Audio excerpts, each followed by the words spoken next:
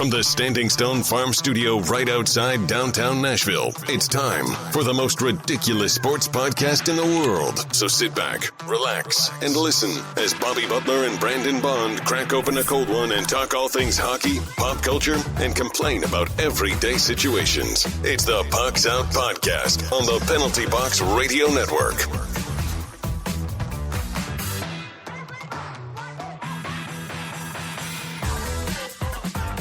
Welcome into the most ridiculous podcast in sports and pop culture. I'm Bobby. He's Brandon. Hey-o. You can find us on the three majors of social media at Pucks Out Pod. Now let's crack open this cold Mayday beer and let's get after. As always, Pucks Out is powered by Mayday Brewery, the official beer of Pucks Out Podcast. Join us March 2nd, less than a month away, at the brewery for bingo night, where you can win a pair of Nashville SC tickets. Have a good time. You know, we're going to be there, so that's always fucking amazing. You can enjoy some even better beer, some good friends, and a couple laughs. Today we don't guarantee. Real quick, Bob. I'm so sorry. We don't guarantee the good friends part. Okay, we don't know who you are as a person. And so we're not guaranteeing that people are going to be your friends when you come. We can guarantee the good beer. We can guarantee that we're fun as hell. But I don't know you that well. So I'm not gonna speak to your gaining of friends at this event. So call me cynical, but I just don't want folks coming to us afterward, Bob, and being like, dude, I was promised good friends and everybody was terrible and I hated them. I'm not responsible for that. That's your personality. Well, buddy. I will guarantee it. Might be a hot take. I will guarantee that you will make good friends. And if I'm wrong, then you can send all of your complaints directly to Brandon and he will answer all of it. Send it this way. We will answer for it, Bobby. We will absolutely answer for it because I will, you know what we're going to be doing? We're going to get to the bottom of this, why Bobby would promise you something so ridiculous. You're clearly terrible, sir. And so we got to figure this out. We got to figure out why he's so dumb and he would guarantee your friendship. If somebody shows up and says, "Hey, I was promised some new friends. How can we make this happen?" I'm going to send them right to you. We'll cross that bridge. Yeah, I'm going to send them to you. Okay. That's fair. Yeah. I just wanted to say that I'm not guaranteeing it. I won't guarantee anything. But all right, yeah, today we are covering a bunch of news from inside and out of the NHL. We're talking about the skills comp that apparently happened. People do call it games that. Of the week. We got joke of the week. Yeah, and we've got much more. But don't forget to check us out on Twitch, where we are always having a fun time, playing some games, chilling, kicking it back, drinking some beers. Before we move into the news, how are you doing, bud? How's your week going? Pretty good, man. Just been, gaming it up. Played, was cousins of Stephanie's 21st birthday. They just had it right across the street. So we went over there a little bit on Saturday night. Just showing, just still got it, man. I don't really enjoy playing beer pong like I used to, but youngsters, they always want to play. I mean, sometimes you just got to show them who you are. First game, I had an overly drunk person, which is not, bad thing, but they're not a great beer pong teammate. They're a good, friend, teammate, but they're not going to hit a lot of cups. Well, the first cup I hit, I see that they pull the wrong cup. And knowing that, nobody will ever believe you when you tell them that you've hit death cup. I told a neutral party before I ever took my shot. I said, "Hey, just so you know, take a look over there. They pulled the wrong cup. It's death cup." He gave me the, "Yep, that's death cup." And so I landed. I sunk it. We're 3 shots into this game. And it's game over. And they did not like that. But Death Cup is important, Bob. And so the youth today need to know you don't always have to be the best. You just got to know the best loopholes. Okay. So that's just what I want to throw out there to you. But man, looking forward to Mayday coming up, looking forward to the Super Bowl. Just really, chilling out, maxing, relaxing, all cool. I'm like Will Smith before he Did you just think of that? beat Chris Rock. Before he beat Chris Rock. All right. Yeah. Nice, man. Quick fit check. You? I'm Well, rocking you do. I mean, hold on. me. How are you doing? No, I mean, just because I didn't ask doing doesn't great, mean I man. don't care. Yeah. I was like, well, I guess fuck me then. Yeah. But yeah, dude, doing good, man. Was up all night last night. We're doing fucking taxes, which I'm going to talk a little bit in the Snaps My Stick. I think we're all done with it. Who the fuck knows? It's the most insane thing ever. But yeah, other than that, man, doing well. Just been playing some video games, working. Just doing my thing. Quick fit check. Rocking the Grizzlies hat today, and just a fucking shirt that I grabbed out of the laundry before. Isn't that funny? I'm rocking my my Auburn Hawaiian shirt. Isn't it funny we're rocking clothes that we got each other? No, I'm just saying. Right? I'm just saying. And then I got the I got the salty dog hat on. I'm just feeling like I need it to not be winter anymore, dude. I've just been run down. Is it still winter? Because it's like 60 degrees outside today. It's sunny, dude. It is gonna be like 3 next, in the next 2 days or something. I'm sure. I haven't looked at the weather. I don't look at the weather this time. I don't know that for a fact, Bob. So don't quote me. But I mean, the groundhog seems to think that there's going to be 6 more weeks of winter. Punxsutawney Phil. So I don't know, man. I just honestly, it's not even the cold. I don't even really care about the cold. I hate that I feel like it's dark all the time. I feel like I live in Alaska. It's just always dark now. So that's something I hate about the about the winter weather. So. So I'm feeling like a wanting to get to the summer again. So I went ahead and rocked the summer attire. Nice. Fuck yeah. Well, let's move into the news. Everything you need to know about what's happening on the ice. It's time for news from inside the boards.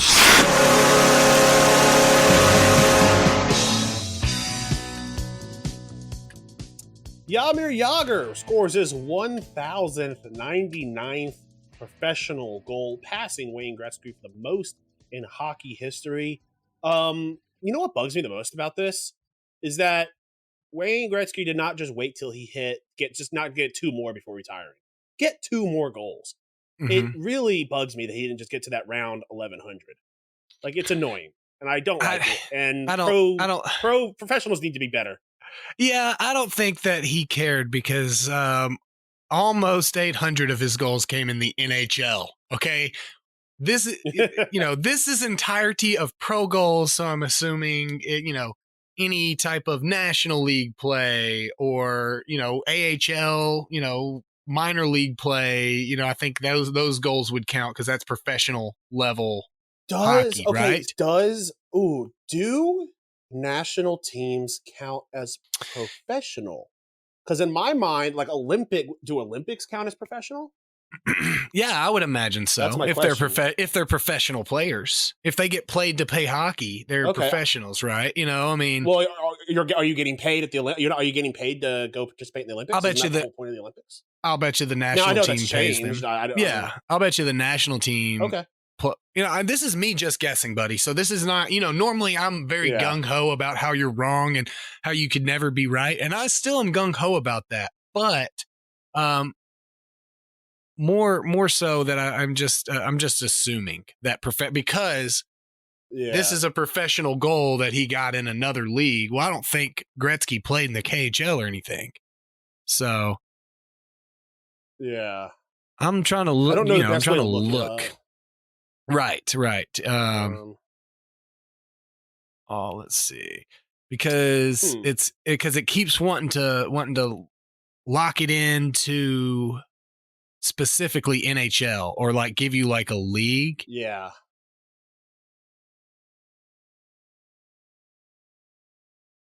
I'm looking. You said that was that's his goal. I'm getting the so. And maybe it was a wrong stat. Maybe it was like.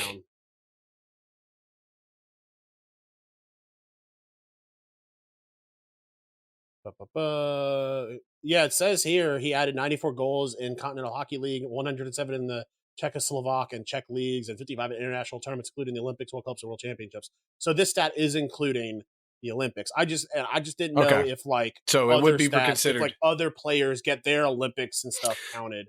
Now, sometimes when you're dealing with multiple leagues and stuff, it could be very weird.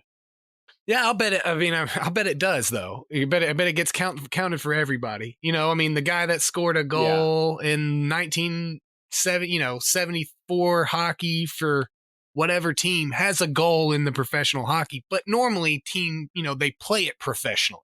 They play the sport professionally, and so they get more opportunities to do it. But yeah, so I mean, it definitely would account. But so 1099, you want him to go straight to that 1100.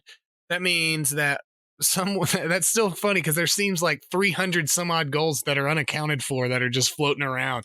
Like I can just imagine there being like like old Olympic games that he scored like 13 goals or something against Iceland. So but man, can we just talk? We got off the point because we wanted to see how he beat Gretzky.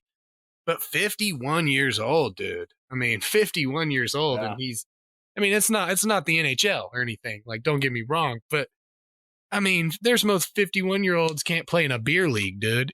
So I mean, the fact that he's professionally scoring hockey goals is absurd. So yeah. All we need him to come back. He needs to come sign with the Preds so we can get our JAGR jersey, dude. Yes, I want that jersey. Jacob Trouba absolutely levels Nazem Kadri. The video it's on Reddit. I'll post the link to the video in the show description. Then he just proceeds to go kick his buddy's ass after that. After his buddy steps up, and that is just, I mean. I wrote this out.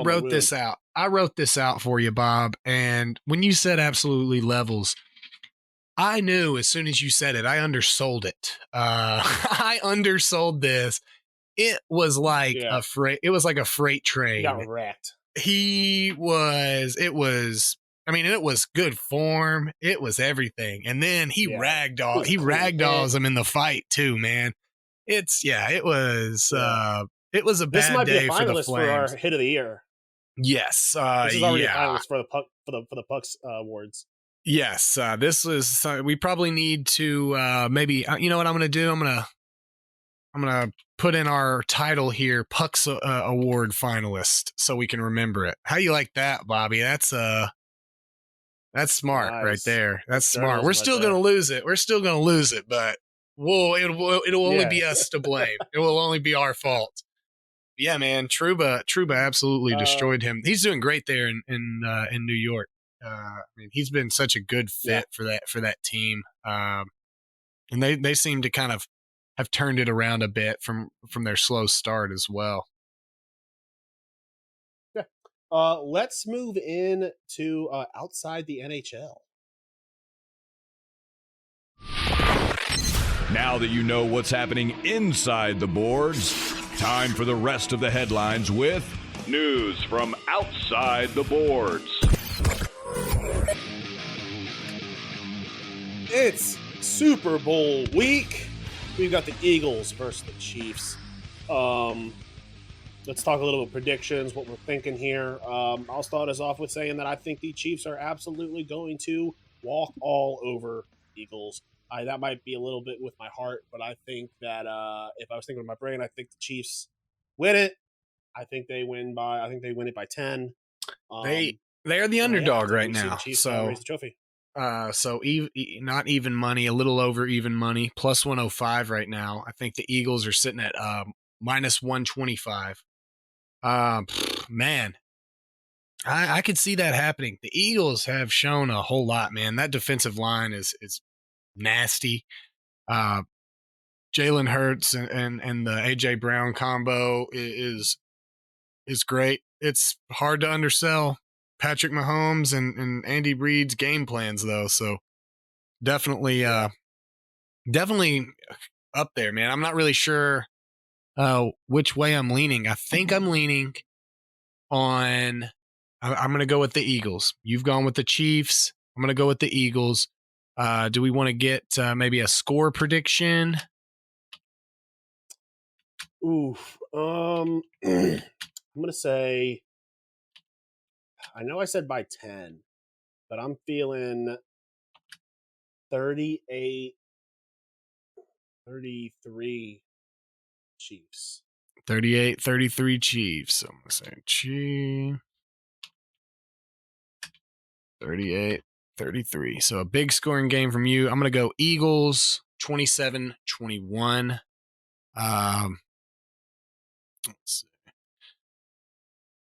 Yeah, all right, let's go with who Super Bowl MVP. Well, I'll let you pick one from each team because you're never going to get it if you get the wrong, if you guessed wrong on the team that you won. I mean, I think I'm going to say Hurts. Okay. Don't hate it. The Eagles or Travis money. Kelce. Chiefs. That is exactly who I was going to say. If the Chiefs win, Travis Kelce has about 3 touchdowns, right? In my mind, he's just big catches. I'm with you on that. I don't think even 2 weeks with 2 weeks of healing, Patrick Mahomes is still not going to be that mobile guy that we've seen him be with that ankle. He's still going to have it wrapped tight. So I don't think that if they win, it's not because he's made some fantastic play. He may have played great quarterback, but he's not doing some run and scramble out and flick it over the back and, it goes under some guy's shirt who pops it to Travis Kelce and he scores. It's going to be gritty football, 7, 8, 10, 12 yards down the field. Moving it along. So I'm with you on that. I wish I could go somewhere different. Either that or AJ Brown. If AJ Brown goes off and has about 3 touchdowns or something, I could see that happening. But I think that those 2 guys that you said are the key for either team's wins. Jalen Hurts doesn't play like an MVP. The Eagles most certainly don't have a chance to win in my mind. And if the Chiefs do if Travis Kelce doesn't play like an MVP. I just don't see the game plan working out if he's not a big part of it in my mind. Yeah. So, and I think he's just such a freak athlete that there is not a world in which, because the only thing keeping him from going out and performing is himself. You can't cover Travis Kelce. I don't think that defense has the skill to cover Travis Kelce. I think from being MVP, if he's dropping balls. Defensive line is going to be key on both sides of the ball. Who can get to the quarterback? If the Eagles defensive line is able to play like they've played all playoffs, it's going to be no problem. It's not going to be a lot of time for Travis Kelce to get open with the mobility issues of Mahomes. Are they going to be able to put the kind of pressure they've put on Mahomes that they have other people? That's yet to be seen. That's another thing is how healthy is Mahomes? How healthy is that ankle? Him coming into this game. Exactly. Mahomes, even if he doesn't have a lot of time, he can still get out wide and get the ball out. Right. Yeah. It didn't seem like there was any problems with his quarterbacking last week. It just seemed, or 2 weeks ago, excuse me, seemed more that it was issues with what he's normally able to do. But it was not as high flying. But again, 2 weeks, we'll give him that. Over under is 49.5. Obviously, you have the over on that. My prediction score has me under right at 48. I don't know how I like that. I think, I don't know. I might go with the under. This is 2 teams that I feel like we think are going to come in there and play high-powered offensive games. And I think it's just going to be, I think these defenses are a little better than, we're giving credit for. So I think I'm going to go with under as well. Yeah. All right. Let's. I'm sorry. I'm so sorry. I'm sorry. No, we have one more. We're not moving. We got one more. Yeah. What color's the Gatorade? No. I was saying, what color's the Gatorade of the winning shower? Yellow. Yellow. Okay. Yellow, green's 3-1. I'm liking orange. Orange is one that I feel like they always have a lot, or the clear is pretty new. But we don't have a blue team this year. Usually a blue team would have blue. as Mm-hmm. I've seen. So we don't have a blue team this year. Yellow and green and go as one. So you'll get credit if they win. Okay. So okay, but there are winning. AJ Green has retired from the NFL. I do not have his stats on hand. I don't know if you have those pulled up. I don't, but I can pull them up. But yeah, I mean, what a pretty great career. I mean, he spent most of his career with Cincy, right? Correct. He was at Cincy, and then he went to Arizona, I believe. I don't think he was anywhere other than those two places. Okay. When I first read this, I read AJ Brown in my head. I'm like, wow, he picked a really weird time to retire. Like, he's not even going to play in the Super Bowl. He said deuces. Let's see. He's like, I just wanted to fuck with Titans fans for a little bit. Oh my goodness. Let's see. This is ESPN. You're so garbage, dude. Why do you have to I just want to get stats. Why does it got to be so convoluted for me to just look at a guy's stats, man? That's why people hate you. Yeah, Cincinnati and Arizona. I got to. Yeah, it just was the first one. Okay, so played 158 games in his career, 727 receptions, 10,514 yards, 70 touchdowns, 14 and a half yards per reception, 1,468.7 fantasy points in his entire career. His name? You want to know his name though? Adriel Jeremiah. Yeah. Did not see it. Did not see that coming. Not gonna lie. Just he was always AJ to me. So yeah. Well, I'm glad that he's not one of those guys that his real name, his birth name. His real name is AJ. I knew a guy whose his name was like GT or something like that. And I remember asking him, so what does it stand for? He's like, oh, it's just GT. I'm like, yeah, but like, it doesn't mean. He's like, no, my parents just named me the letters G and T. And I'm like, so on your birth certificate it says GT, and he's like, yeah. And I'm like, that's. I was like, stupid. Okay, well, that's a thing, I guess. Yeah. Like, that's dumb. Definitely went down a little bit. Had some injuries in his career. Played, only 11 years. He only played for 11 years. So I mean, his stats are pretty impressive. And was injured a lot of the. In 2019, he didn't play at all. So I mean, he didn't really play a full 11 years. I mean, he did play those full 11 years of weeks that he played, but he just didn't play those straight through 11 years. But it'll be interesting to see football without him. I mean, it's been a while. I mean, he hasn't really made much of an impact lately in the last few years. But I mean, every once in a while, you got to see him make a fantastic play on red zone or something, just pulling in a touchdown. So. Good luck to Mr. Wild. AJ Green. Yeah. All right. 1 year he had almost 1,500 receiving yards. I mean, he was injuries really derailed him from being probably even a little greater. That year he had almost 15 yards per reception. And he had almost 100 catches that year. And I mean, he did a lot of his work with Carson Palmer. He never had some super ultra stellar quarterback or stable coach. With a lot of it being Marvin. There for forever. Yeah, he made the Pro Bowl his first 7 years in the league. Yeah, he was pretty nasty. He was pretty nasty when he was on. I would imagine he goes Hall of Fame. 10,000 receiving yards puts you Hall of Fame status, right? I mean, I don't think that keeps you out. Yeah, I think that with who's made it, he's a Hall of Famer. Yeah, easy money. I did want to say I was going to bring up the Kyrie Irving trade. Just mention Mavericks receive Kyrie Irving, Markieff Morris. And the Nets receive Spencer Dinwiddie, Dorian Finney-Smith, an unprotected 2029 first round, 2027, and 2029 second round picks. Imagine that. We're talking Kyrie traded again. Kevin Durant should have been a grown-up and sided with James Harden in that fight. I don't know why he didn't. Kyrie has always been, this guy. So I did want to mention that Kyrie Irving is now a Dallas Maverick. So the countdown begins of whether he requests a trade or Luka requests a trade and doesn't sign a long-term deal there. Or both. Could be no. To be fair, Bobby, Kyrie would wait until Luka got traded away, and then he would request the trade. That's when he would do it, not when it would make sense. We'll just trade him away and we can keep you, Luka.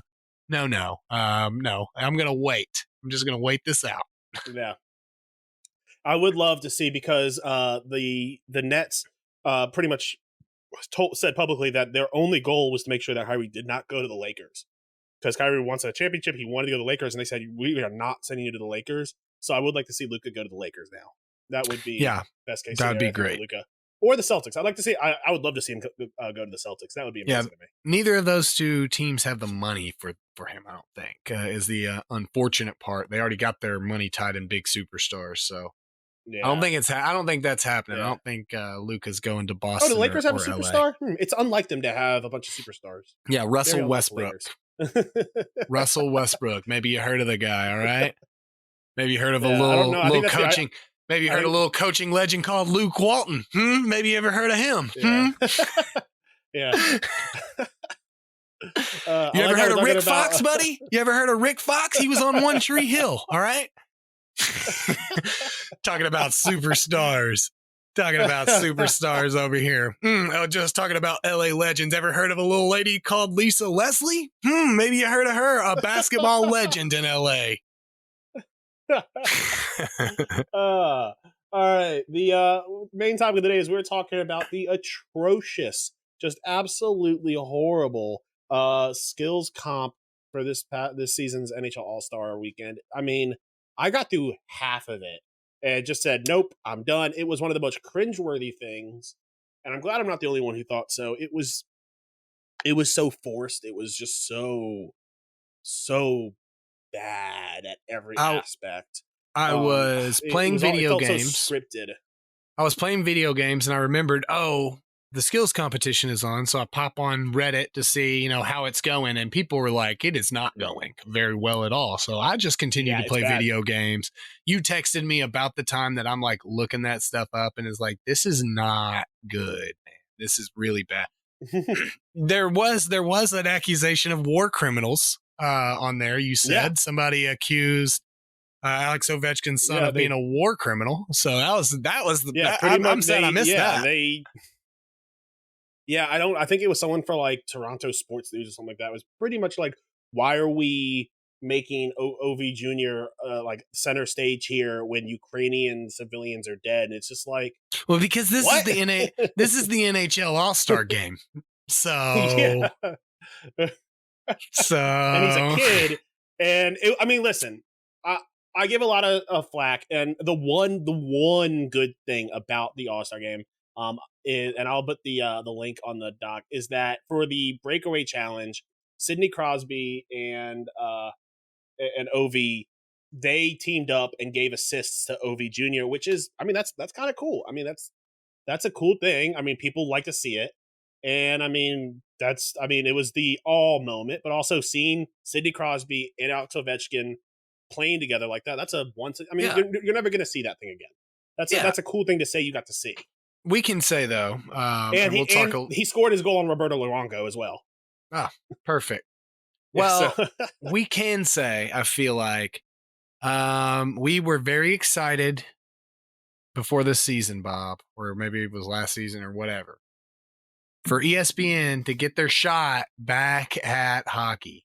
And I think that the experiment has failed. We can hate on NBC all we want, but they had the time to give to hockey. You know what I'm saying? Like it wasn't, great. We didn't always enjoy it. This goes back to one of those, the devil type situations. Hockey it's just not been their forte for sure. So I wanted to say that. Yeah. But a lot of cool stuff. Like obviously, Elias Pettersson. 103 mile an hour shot. That's pretty dope. Connor McDavid's accuracy shooting was ridiculous. Which he ended up not winning the event. But he killed it in the first round. That's it's what it could be cool, but it's not. Like you said, the goalie thing where it was, you know, the Tindy tandem thing where, I mean, UC Staros and Hellebuck won it, but it wasn't showing their goals, right? I mean, it wasn't showing like what they're supposed to do. So first off, they said that before it started, they had changed some rules and the players had no idea what was happening. And so they had to explain to the players right before, like live on TV, what the thing was. And it was the most crazy thing. So pretty much one goalie stood behind the goal and shot a puck all the way down the ice. If you hit the net, you got 2 points. If you missed, you didn't get any points. And if you got in the little hole, like in the 5 hole, you got 3 points. If you missed the net, someone from the other team, it went 1v1 against your other goalie on your team. If you hit the board, you got 2 points. Then it was a 2v1. If you got it in the hole, you got 3v1.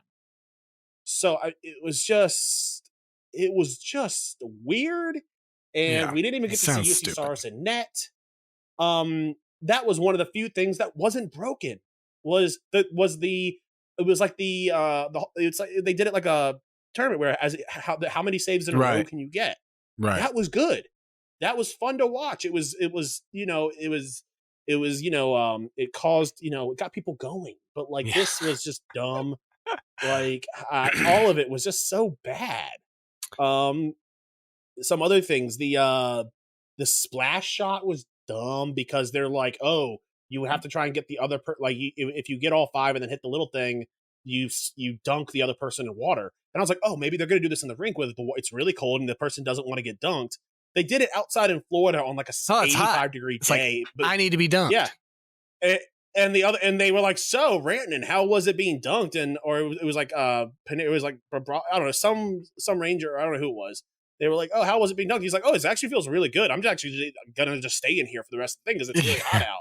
Yeah, it's like, oh, okay, like this is dumb. That's always frustrating. It was clear, like when Draisaitl went with the accuracy shooting, the moment he realized he couldn't like qualify, he stopped caring and was just like, I think he went for like a minute and a half, and it's like these players don't care about this anymore. Yeah, it was all, and then like all of the breakaway challenges were clearly scripted by the NHL. Literally, Mitch Marner, his entire thing.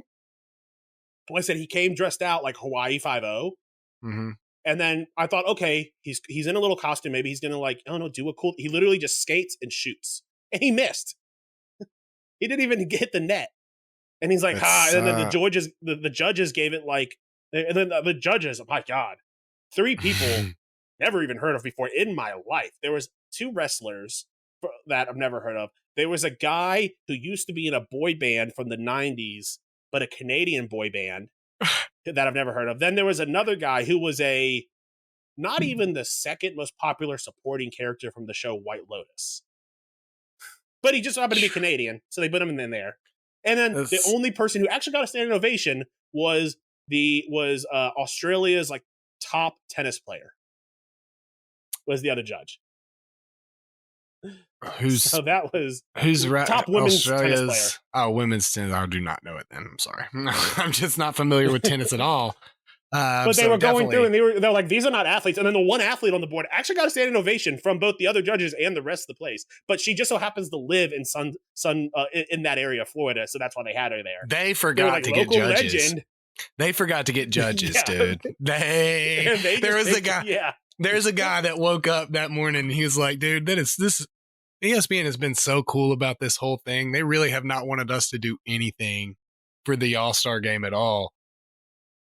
Oh my God. I was supposed to do one thing. I was supposed to get judges. All right. Hey, get on the horn. See if we can find any Australian tennis players that live close by. Get Vince McMahon on the line. Get Vince McMahon on the line. I need pro wrestlers. Stat. Yeah. Okay. Who's somebody that lost a Grammy or lost an Oscar at an Emmy for White Lotus? Get him here. No, I don't want a winner. I want one of the supporting roles. Somebody we can afford. Yeah. I think in the show he played like Christopher's son. Christopher, not his name wasn't Christopher in the show, but he played Christopher. I haven't seen. Haven't. Yeah. Well, Micro Imperioli was there. Come on, dude. Well, no, he wasn't. He wasn't at the All-Star game. It was the guy who played his son in White Lotus. Oh, okay. I thought I was like, Bobby, are you kidding? I was like, Christopher. I was like, you were there? No. I was like, the guy who played Christopher's son. Oh, Christopher, he's another one. Okay. I'm calmed down. All right, let's head into our games of the week. Games of the week. Bobby and Brandon do the work, so you don't have to. The best from around the NHL and what to watch.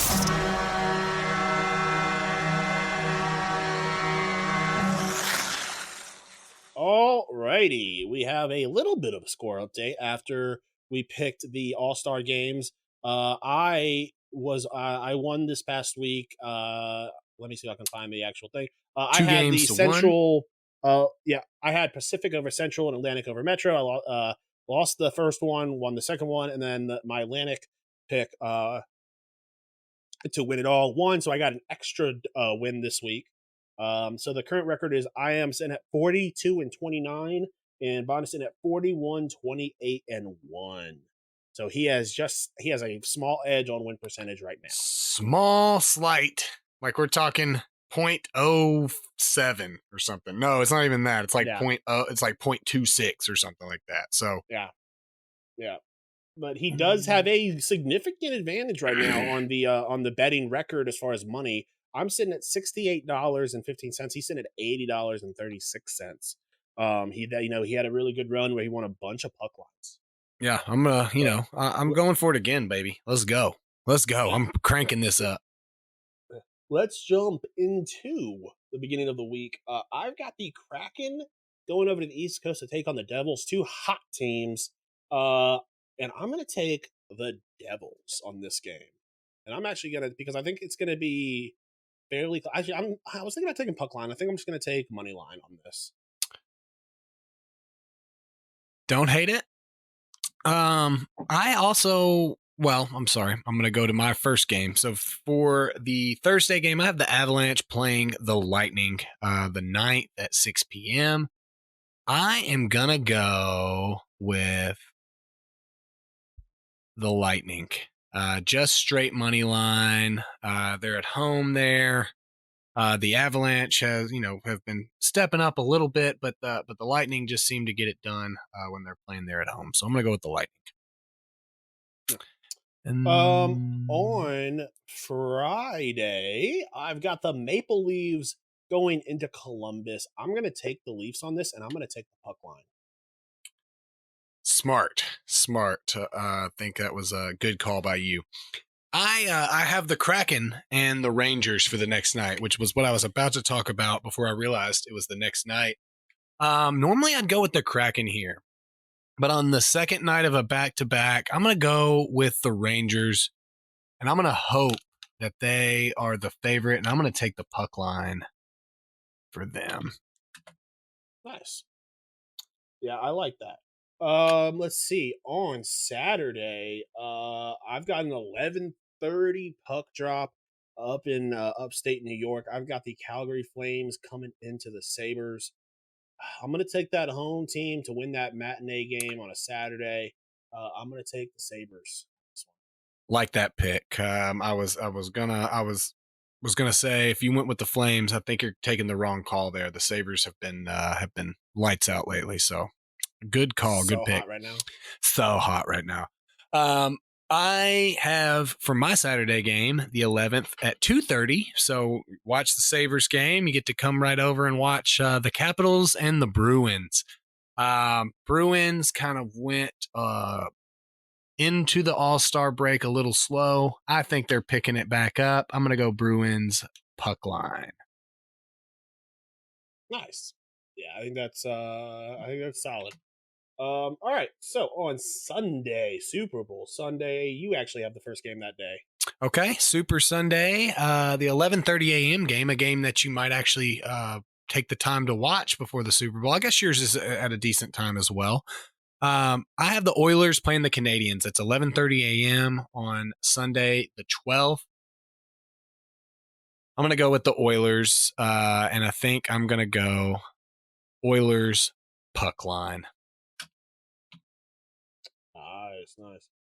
All right. So on my Super Sunday, there was not many more to choose. There was from, not. But I've got the Anaheim Ducks going over to Vegas. I'm gonna take the Golden Knights to put on a show on Super Sunday. I'm gonna take the puck line. Yeah, I think that's the best call there. I don't think you're even getting any money going Ducks puck line there. And then it's me again. Monday, I have the Panthers playing the Wilds. I'm going to change that to the Wild. Panthers playing the Wild on the 13th at 7 p.m. Panthers have not been playing good hockey. Wild have stepped it up. I'm going Wild, and I'm going puck line, baby. I think I went straight puck lines except for that Lightning game, because I am believing in myself, Bob. That's what you got to do. You got to believe to achieve. Nice. My last game of the week, I've got Detroit at Vancouver. I'm going to take Detroit here. I wanted to get them -1.5, but I just don't know. It's too far out. They are the away team.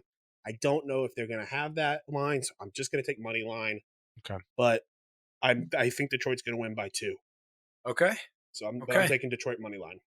Not a bad call. I'm feeling Vancouver that night. To be honest, I think that's the one pick of yours that I flipped on. So we'll see how that turns out. So good luck to you this week, man. We'll forever confuse ourselves for the rest of the year while you have one extra game than me. Yeah, I was actually going to see if we wanted to maybe just like count it as a tie so that we can easily. I don't know, but I think either way, it's still going to be one more game. So yeah, but I've already found right. I've already found a good site that I can do win percentage on, so we don't have to worry about it, Nice.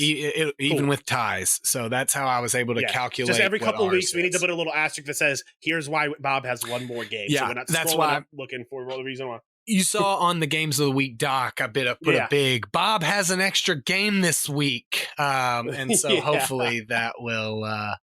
I think our massive amounts of discussion, we don't normally discuss it a lot. We usually just say, we'll remember, and then we don't. But now we've had like large scale discussions about it. Like we had to take it to our senator. They didn't do anything because senators don't do shit. So. But all right, let's move into joke of the week.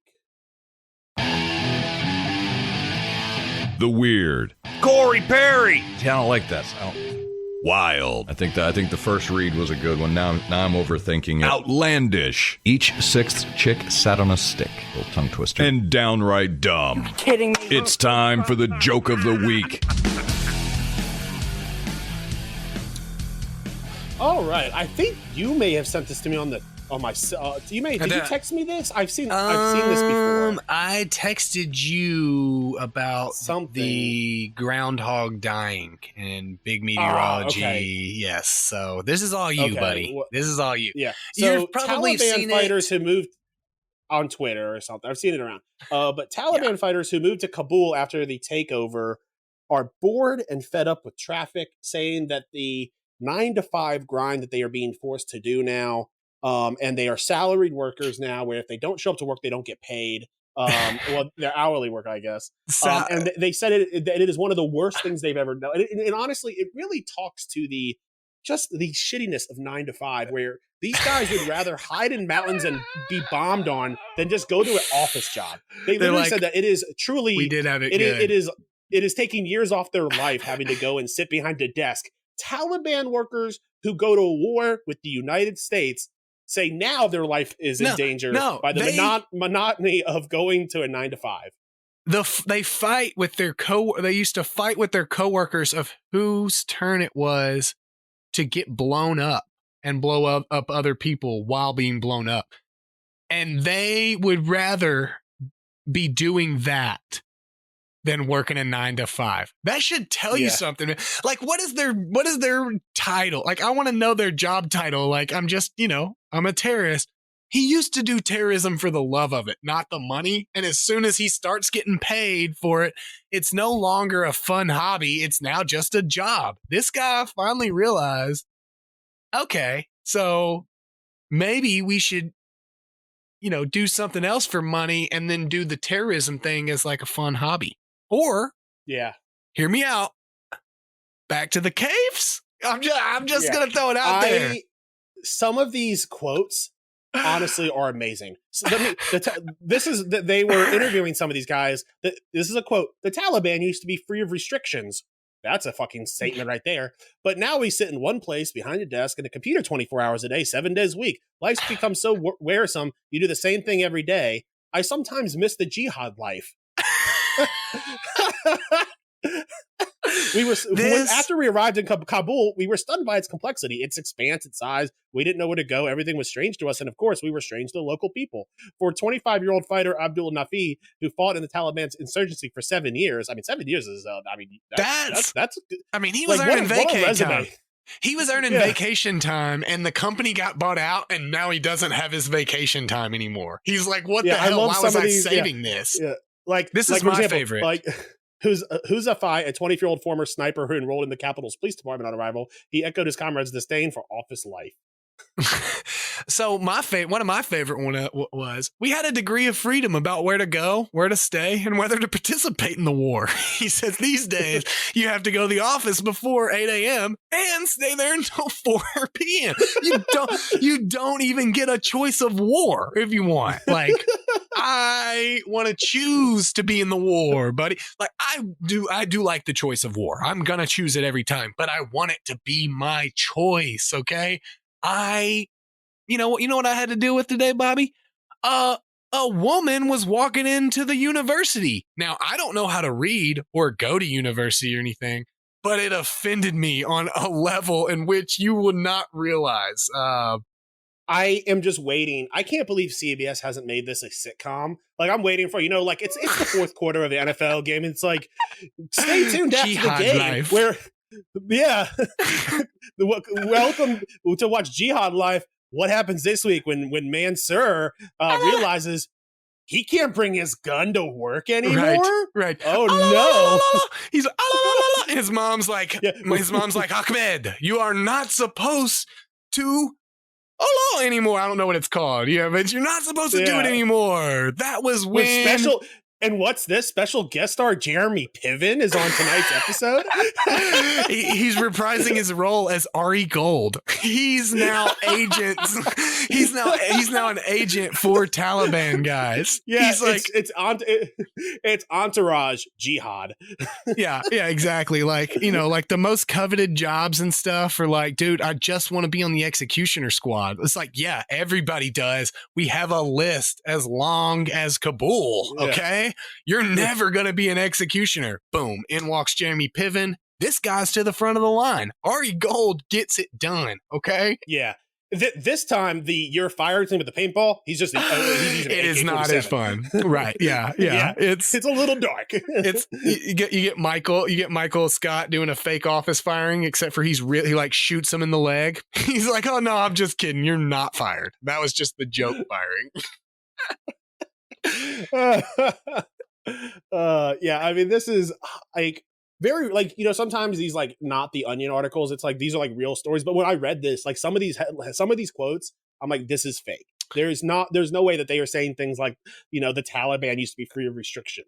Traffic has become more congested now. Like, were you dealing with a lot of traffic beforehand? He's like, no, almost none. Okay. I feel like I've seen those caravans of like, well, it's because they used to all carpool. You've seen those trips. Everyone was carpooling in the Taliban. Well, now they're becoming America. They now all have their own money to get their own cars. And it's like, dude, I cannot spend another minute with Sharif, dude. He is the worst. Okay. The crazy thing is he's always bringing up and heating up burgers in the fridge, in the microwave, because I would have to imagine burgers is something that they wouldn't like the smell of, over there. Right. Because, they're used to like, lamb and like different types of food. You're allowed to microwave fish, but like he microwaved something and people are like, "Oh my God, is that a Hot Pocket, Sharif? Get out of here. Oh my God." I would like to say that America had boots on the ground for what, 20 years, trying to turn this region into a modern society with desk modern jobs, problems. dude. It took less than a year of America pulling out, and these Desk people are jobs. complaining about 9-to-5s. They are Desk already jobs, dude. yeah, like it is already at that point. America's lost its touch, brother. All right, we gotta have to get Bill Gates and like Elon Musk and Jeff Bezos over to these Middle Eastern countries if we want to give them appropriate freedom. All right, that's all I'm saying is like they've realized they were never more free than when they didn't have to run the government. They were like, this was not at all what I was thinking. Like, I really just like shooting AK-47s. If we're being, I do want to say that if you look at like the cover photo on this article, the guy in front with the red bandana, I feel like that just looks like a dude named Chad who like got stuck here, and he's like, I answered the wrong Craigslist ad. He was out and about when the private contracting firm left. And so he just walked in he saw people with desk jobs and stuff, and he just sat down and he started typing, dude. And he started complaining about Mondays with the guy next door. He's like, "Mondays, right?" And everybody's like, "Yeah." And then they're like, "Dude, you look super badass. Do you want to actually be the guy that rides on the hood of the car?" And he was like, "Yeah. Oh yeah, I'm in. These are real Oakleys, by the way." So yeah, I think that what this article does is it's so surprising because there's no doubt about it, whether it's propaganda or just the way the news talks about it. Like we have a view of what this area is like after the takeover. And I'm sorry, like, I don't think it is as like, yes, I'm sure it is very bad for women and minorities. But it doesn't sound like if you were on the end, it sounds like it's fine. Yeah. It sounds like you just got a job. Yeah. You know what else is not easy for women and minorities? America. So I mean, like, it's not super different. Like, but at least for now, you don't have to wear a head covering. You know, I mean, at least for now. But you still do have to do the 9-to-5s. That is one thing that we did not get. Get and around, I think they actually said that the Taliban is actually they had like a summit, and they're actually thinking about relaxing on some of the rules for head coverings for women. I think they're starting to realize that as their like, dude, their this power sucks. grows.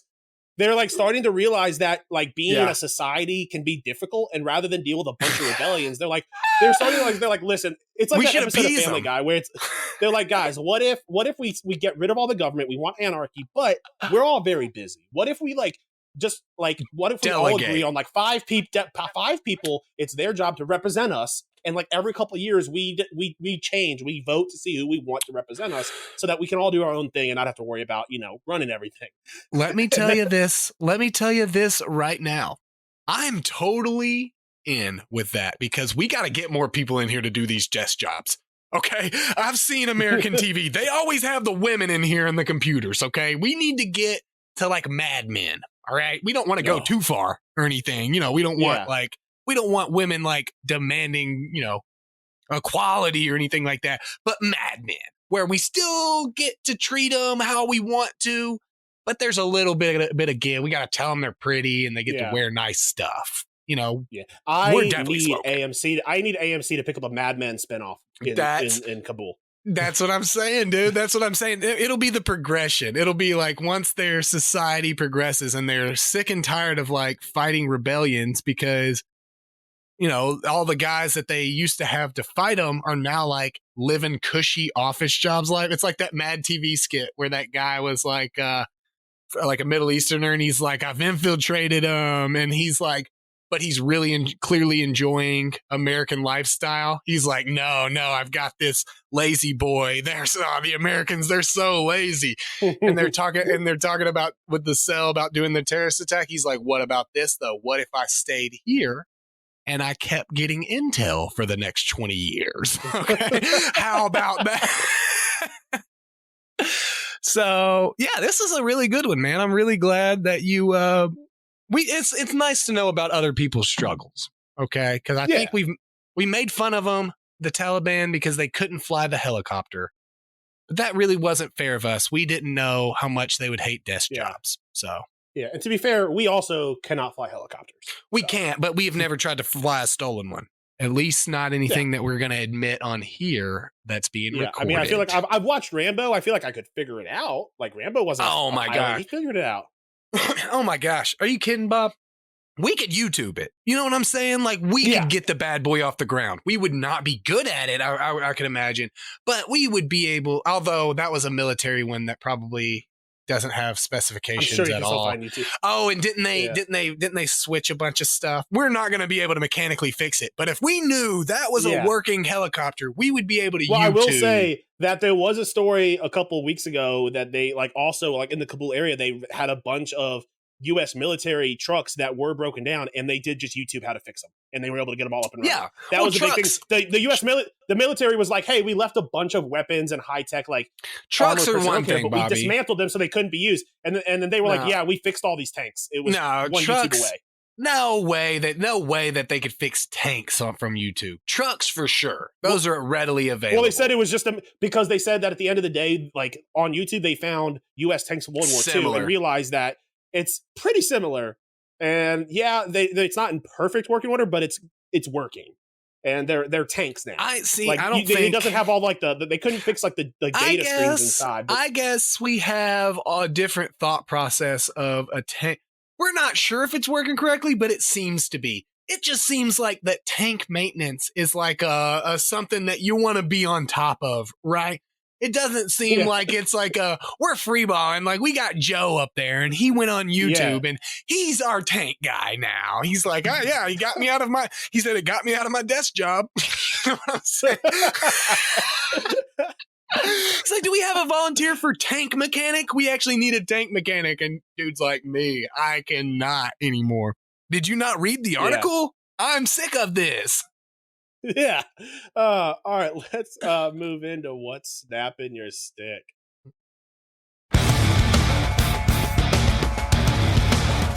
Bobby and Brandon are about to find out exactly what snaps their sticks.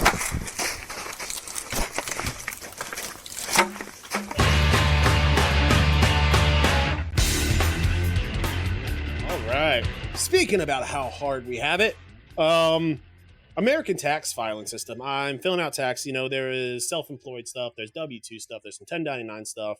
It is just so intentionally confusing that our government makes us do this. And I was talking with a streamer friend from England. He was like, yeah, we don't do that. They just send you a bill or they send you money. They send us a bill or they send us money. And yeah, I guess if you're self-employed, you say you're self-employed, but throughout the year, they know what you're making because they're the government. And they know what you make, and it's so funny because they're like, oh yeah, well, what happens if you get it wrong? It's like, oh, you could go to jail. Oh yeah, it's like, oh, and they don't tell you how much you owe. Yeah, not at our level. Yeah. We probably not going to jail, but I mean, that's it though. That's it. That's literally how they brought down the biggest gangster in the history of the United States. They couldn't even bring him down on actual charges. They're just like, IRS. Get this dude, okay? Get him. Yeah. And they got him. They got him. I mean, my man's, I'm talking about Al Capone, if you were unfamiliar. Yes. Yeah. But what a joke, man. We have to file ours, and this will be our first year filing jointly. So I mean, we'll see. We may have some issues or problems that I run into. I'm hoping it's just pretty straightforward. We have we have different tax situations. So I mean, we have a lot more data coming from all sides, for work and stuff. Whereas mine is, pretty straightforward. Changes nothing. I 100% agree with you. What a stupid system that the American tax filing system is. I mean, we're not getting into the nitty gritty of the taxes themselves, but the system of filing is stupid. It's ridiculous. Yeah. Also, April 15th. What a stupid day. Why'd you pick that day? Anyway, I'm sorry. Yeah. I'm sorry. I was just, just random. Just a random ass day. Mine, not even a super snaps my stick, but I didn't really have anything that popped out. The Pro Bowl before the Super Bowl. You remember back in the day, the Pro Bowl used to be after the week after the Super Bowl. and it used to be in Hawaii, and it used to be fun. I don't know. You felt like the players were having more fun. So, did you watch the Pro Bowl this year? I watched that clip that you sent me of Jalen Ramsey, but no, I will say I have normally agree with you. I think that them switching to flag football was good. I did like that. No, I like that idea. I think it is very clear that the players are having more fun out there. They are enjoying themselves. They're trying harder. Before, these players didn't want to get hurt because they are professional athletes who have a contract and a career. Yeah. They were going fucking hard out there. I love the 7-on-7. I love the 7-on-7 thought process. So that is not my complaint. You know, normally I'm a complainer about that kind of stuff. Not at all. Literally, like, I wasn't going to spend my weekend watching the Pro Bowl because we got the Super Bowl coming up. But next week, after the Super Bowl's over, my thought process may change on the last bit of football I'm going to get until April because of the USFL. You know, don't want to forget the USFL, baby. We got year-round football again. But I mean, the USFL has full-time referees, so you know, some would say almost better. And they have somebody in the booth in between every play, making correction calls, or hey, that wasn't a holding, or hey, this was a holding, or hey, this happened, or this happened. So, I mean, you know, take some advice and learn. But yeah, I think I would probably be more apt to tune in. I still probably wouldn't, but I would be more apt to tune in if it was the week after the Super Bowl rather than the week before. And I know they're trying to cover that weekend, but honestly, the nothing of those 2 weeks. I went back when the Pro Bowl was afterward, just made it so exciting, you know, watching ESPN and watching, Super Row, where all the, you know, different analysts and people are coming in town for the Super Bowl. Yeah. I don't know. I just feel like that all-star game shouldn't happen before the season ends, because I think those Super Bowl 100%. Players should be allowed to be, even if they want to bow out afterward, I think they should be allowed to participate if he wants. I mean, Jalen Hurts should be at the Pro Bowl, you know. Travis Kelce should be. Travis Kelce should be at the Pro Bowl. So, yeah, that would just be my offhanded one. Yeah. Yeah. Plus, I think it's unfair to have a team like Cincinnati who just lost a heartbreaker that then turn around and have to ask them to go have fun. Yeah. I think give it a week. Give those guys who lost in the conference championships 2 weeks to watch the Super Bowl, have some time, recover from the tough loss, and then they can go have fun out there. Yep, I agree. Yeah, I agree. If they did the flag football 7-on-7 a week after the Super Bowl, I think that'd be great. Yeah, I think I would. I would try to watch it. I probably wouldn't, but I would still try. Yeah. But all right, guys. Hey, thank you so much for joining us. Remember to catch us on Twitch and online, on Twitter and stuff to be kept up to date. For Brandon, I'm Bobby. This has been Pucks Out Podcast. We'll see you all again next week. Peace.